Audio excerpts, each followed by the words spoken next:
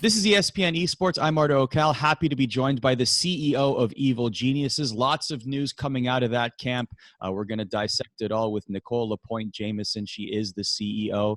Lots of news to talk about, Nicole. Two new teams in the fold. One of them were winners last Sunday. Yes. Why don't we start with the CSGO team?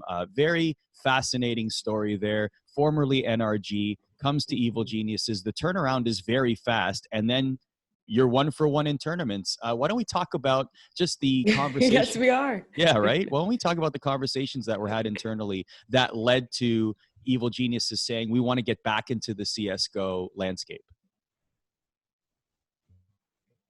Yeah, definitely. Counter-Strike was a space I'm new to Evil Geniuses. I've been in for 4 months now.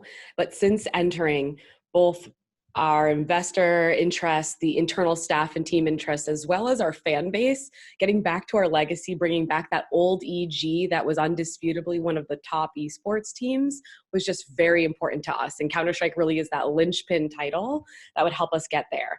And we had been looking to enter the Counter-Strike space for some time. Our chief gaming officer, Phil Aram, had been looking at a bunch of different teams, a bunch of different spaces, potentially building a roster from scratch. So when the NRG opportunity came up, where they really are one of the best teams in the world, we were very excited, very happy to be part of the mix. Our job was made a bit easier because the players also wanted to play under the EG banner. So after a lot of negotiations, right before ESL One New York, we acquired the team. So what was the transition like? Like, what were some of the logistics that you and the team had to go through in order for this team with such a quick turnaround to play as Evil Geniuses at ESL One? Yes, there's a lot of logistics on the brand and asset side. Luckily, the team at EG is pretty prepared to send over, and we've had relationships with ESL where we can send logo, materials, things like that, so they can update on their back end. Jerseys, as you saw, weren't ready until main stage, but that's okay. We had t-shirts, we had jackets, not their jackets, but we had jackets ready to go. And then of course, with 1 day turnaround, we're in Seattle, but New York is not really that far. We had our community manager, we had our CGO, we had half of our content team out there ready to work. And luckily, the Counter-Strike team came with their coach and manager who have been excellent. And there was really not a lot of bumps in that process. So just to take us through watching that tournament, then watching ESL One. I was there live at Barclays Center. Definitely a great vibe there on the Sunday, cheering on Evil Geniuses, one of the home, at least continent-wise, one of the hometown teams there. What was it like watching at home? Oh, it was great. Everyone was so energized. It was extra special for myself personally. I come from the New York City area, so it was really great to have that hometown win. And especially because, we were expecting, a transition, new management.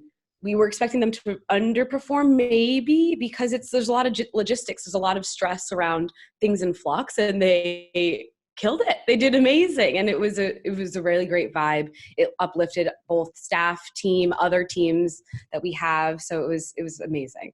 When I know you had mentioned earlier that Counter-Strike was a space that Evil Geniuses definitely wanted to get back into. Was NRG always the team? Did you look at that team and say, this is a built-in team that's one of the best in the world? Let's bring them to our fold, and that's how the conversation started? Or were there alternatives as well? Yeah, we had considered a couple of different options, from actually building a roster from scratch, or acquiring a full team or acquiring partial teams. But the market movement and strategy around there has been relatively quick. A lot of eyes have been on Counter-Strike, even within the endemic esports teams in space. The bidding war for energy, I think, was relatively well publicized. But our chief gaming officer is brilliant with this and really spearheads that strategy and the negotiations around what option makes the most sense for us as an organization. And so when the energy opportunity came up, this was really the winning option. So speaking of bidding war, of course, we know all about the LCS spot that was formerly owned by Echo Fox in the League of Legends, and now this is Evil Genius's property as well. One thing I'm very curious about, because both of these news items, they're both bombshells, but they both happen, within 24 hours or 48 hours from each other? Were you guys hoping that maybe those two news items would have spaced out more? I wish I had a better answer for you, but we found out about NRG in the morning and we're elated. And then we got the call from Chris Greeley like 2 hours after that. So, we had to do what we were set up to do. We had to be prepared to take this and run with it and perform excellently. So, it was actually, I think, really exciting to double down in one day. People weren't expecting that ladder and announcement really being of the magnitude that it was, which was great. And it was, we've been preparing for both of these. So it didn't really blindside us on the operations side, but we were just ready to run and go with it. So this is the first time that Evil Geniuses is back in League of Legends since 2014. How long were the conversations being had internally that Evil Geniuses really needs to return to the LCS? Before I had even rolled into Evil Geniuses, Phil and I had been talking about a plan to return to LCS. So it's been on at least Phil and the old EG team on the roadmap for a long time. It really is the true sticky multi-generational franchise. And that's kind of the belief system that we want to both be a part of, as well as enter in the space where our competitors compete in. We want to be considered among the best, so you have to be where the best are. So take us through, if you can, take us through the meetings at the C-suite when you hear the news that this LCS spot is open. What kind of meetings are had, or what is that process like from you hear the news to you acquire the spot? Well, the first step is obviously tears of joy.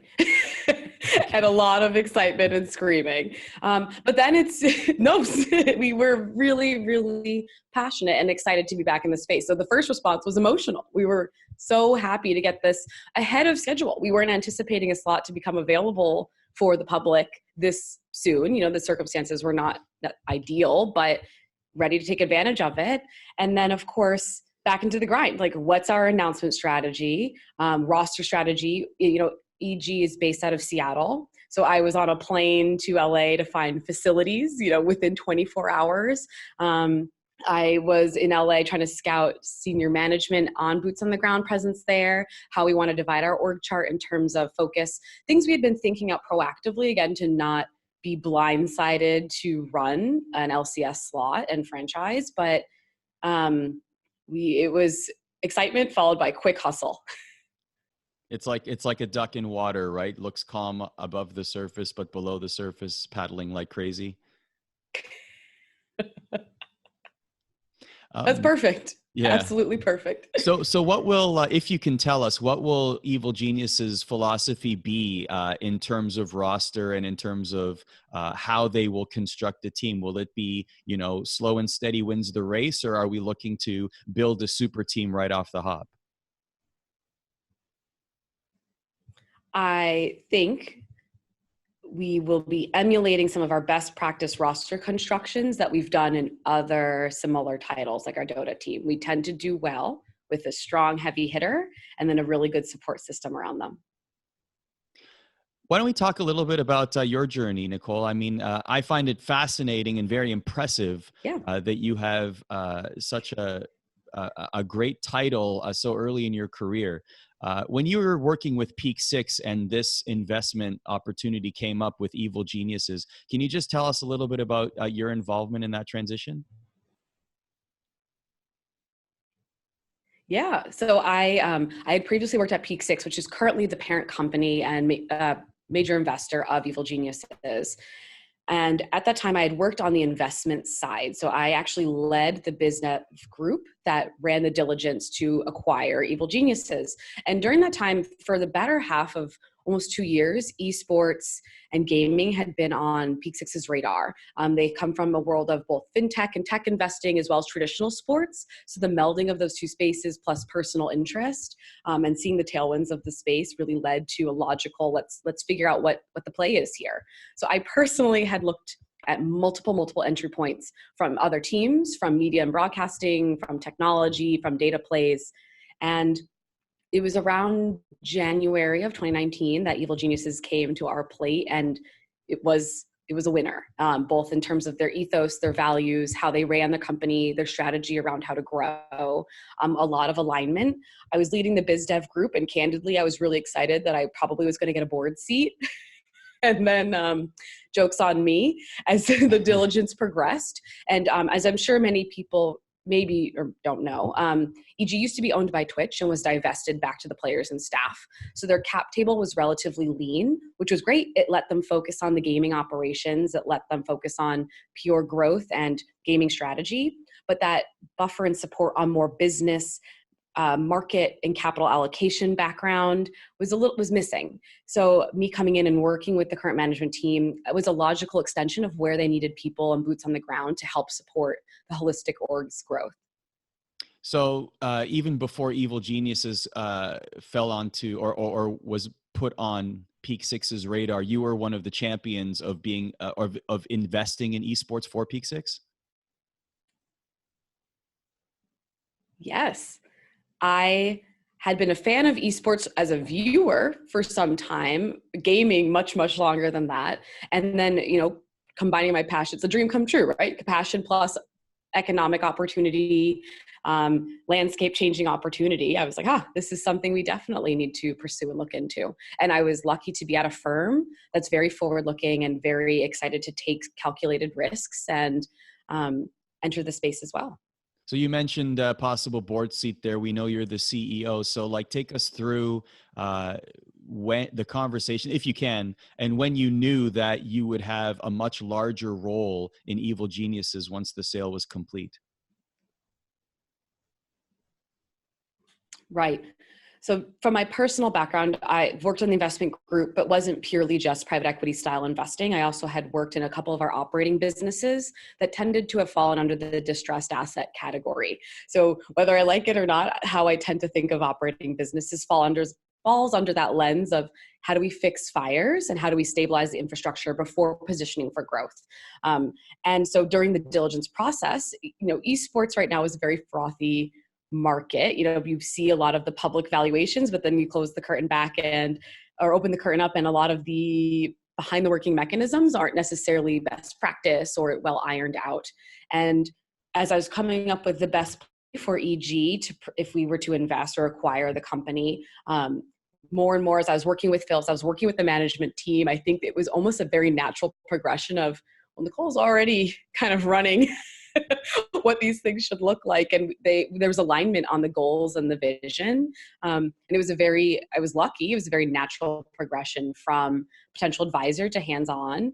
And I was pleased. I love the Pacific Northwest. I moved here for EG right before the close. And I had been already working with a lot of the management team already. So it already felt like a good team to win and work with. Yes. Take me through you've been in this position for a few months now. I guess let's start with how has it been? How has it been being in the C-suite in an esports organization like this for the past few months? Yeah, it's been good. A lot of the overused expression drinking from the fire hose, but it's been excellent. It's great to enjoy the work even when it's tough. When you love the space, you love the team, and you love the prospects for where you can go.